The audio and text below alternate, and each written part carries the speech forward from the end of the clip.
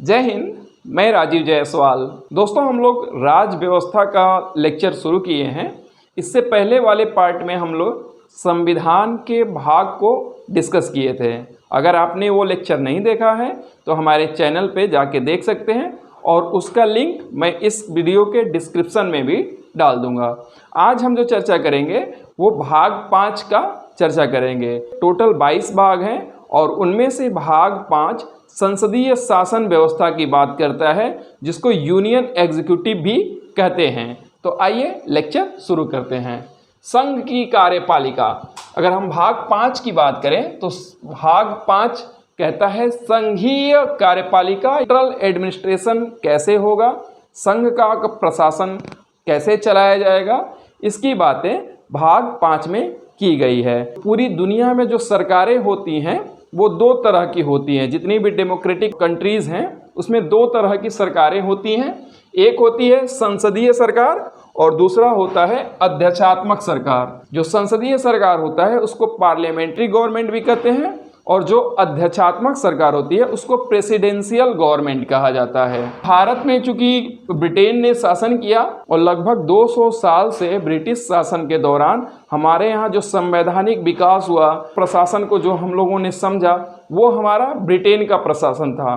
तो इसीलिए भारत में संसदीय शासन व्यवस्था को अपनाया गया। संसदीय शासन व्यवस्था या पार्लियामेंट्री गवर्नमेंट के विशेषता क्या है?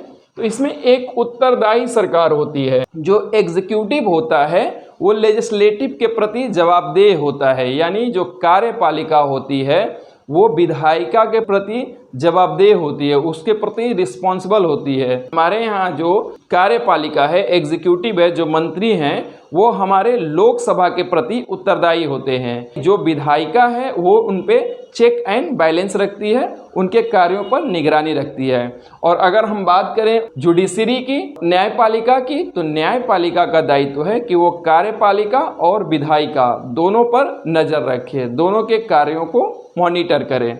तो अगर हम उत्तरदायी सरकार की बात करें तो उत्तरदायी सरकार या पार्लियामेंट्री गवर्नमेंट किन किन देशों में प्रचलित है, इससे सामान्यतः प्रतियोगी परीक्षाओं में क्वेश्चन पूछे जाते हैं। तो सबसे पहले ब्रिटेन, फिर जापान, कनाडा और भारत इत्यादि देशों में ये पार्लियामेंट्री फॉर्म ऑफ गवर्नमेंट प्रचलित है। यानी यहाँ पे जो मंत्री परिषद होता है वो ज़्यादा ताकतवर होता है और मंत्री परिषद का गठन विधायिका से ही किया जाता है।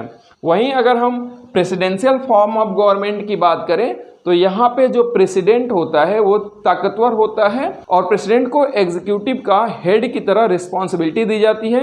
वो एग्जीक्यूटिव का सारे कार्य करता है, कार्यपालिका को पूरी तरह अपने नियंत्रण में रखता है, लेकिन विधायिका से जो नियम बनाने वाली विधायिका है उससे उसका कोई डायरेक्ट संबंध नहीं होता है। अगर हम देशों की बात करें तो अमेरिका, ब्राज़ील, रूस, श्रीलंका इत्यादि देशों में प्रेसिडेंशियल फॉर्म ऑफ गवर्नमेंट प्रचलित है। अगर हम संसदीय शासन प्रणाली की बात करें तो संसदीय शासन प्रणाली में भी 2 भाग होता है। एक होता है लोकतंत्रात्मक और एक होता है राजतंत्रात्मक। जो लोकतंत्रात्मक होता है उसको रिपब्लिक कहते हैं इंग्लिश में, रिपब्लिक, और जो राजतंत्रात्मक होता है उसको मोनार्की कहा जाता है। तो इन दोनों में अंतर समझते हैं कि लोकतंत्रात्मक और राजतंत्रात्मक में अंतर क्या होगा। तो रिपब्लिक शासन वो शासन होता है जहाँ पे राज्य का प्रमुख यानी राज्य का जो हेड होता है वो जनता के द्वारा चुना जाता है, उसे कहते हैं रिपब्लिक। भारत एक रिपब्लिक है, लेकिन वहीं अगर राज्य का जो प्रमुख है अगर वो हेरिडिटरी यानी वंशागत रूप से आता है तो वहाँ पे मोनार्की होता है। अगर हम ब्रिटेन की बात करें तो वहाँ की जो हेड होता है या जो महारानी होती है वो वंशानुगत क्रम में आते हैं, इसलिए ब्रिटेन में जो है वो मोनार्की है और भारत में जो है वो रिपब्लिक है। तो इस प्रकार से हम लोगों ने कुछ बेसिक बातों को समझा। तो आइए अब संघीय कार्यपालिका के अंतर्गत समझते हैं कि क्या क्या आता है। तो संघीय कार्यपालिका का वर्णन अनुच्छेद 52 से लेके अनुच्छेद 78 तक है, यानी 52 से लेके 78 तक है। इसमें क्या क्या बात किया गया है? तो इसमें राष्ट्रपति, उपराष्ट्रपति, प्रधानमंत्री, मंत्रिपरिषद और भारत का महान्यायवादी यानी अटॉर्नी जनरल ऑफ इंडिया का वर्णन किया गया है। इनसे संबंधित प्रावधानों का वर्णन है। तो याद रखिएगा कि राष्ट्रपति के साथ साथ उपराष्ट्रपति भी संघीय कार्यपालिका का हिस्सा होता है, क्योंकि जब भी राष्ट्रपति नहीं होगा, राष्ट्रपति कार्य करने में सक्षम नहीं होगा तो उपराष्ट्रपति डायरेक्टली जो है राष्ट्रपति की तरह कार्य करने लगता है। और ये भी ध्यान रखिएगा, राष्ट्रपति का जो पद है वो कभी खाली नहीं रहेगा। अगर राष्ट्रपति कार्य करने में अक्षम नहीं है तो वो उपराष्ट्रपति के द्वारा किया जाएगा। उपराष्ट्रपति भी अगर नहीं सक्षम है तो जो भारत के सुप्रीम कोर्ट का सर्वोच्च न्यायालय के जो मुख्य न्यायाधीश हैं वो राष्ट्रपति के रूप में कार्य करेंगे। लेकिन अगर सुप्रीम कोर्ट के न्यायाधीश जो मुख्य न्यायाधीश है वो भी अनुपस्थित है तो जो सीनियर मोस्ट जज होगा वो राष्ट्रपति के कार्यों का निर्वहन करेगा, यानी राष्ट्रपति के पद को खाली नहीं रखा जाएगा। जो राष्ट्रपति होता है वो भारत का पहला नागरिक होता है। तो अगर हम लोकतंत्र के आधार स्तंभ की बात करें, जो देश हमारा चल रहा है, जो लोकतंत्र हमारे यहाँ प्रचलित है, तो उसके आधार स्तंभ को हम 3 भागों में डिवाइड कर सकते हैं: कार्यपालिका, विधायिका और न्यायपालिका।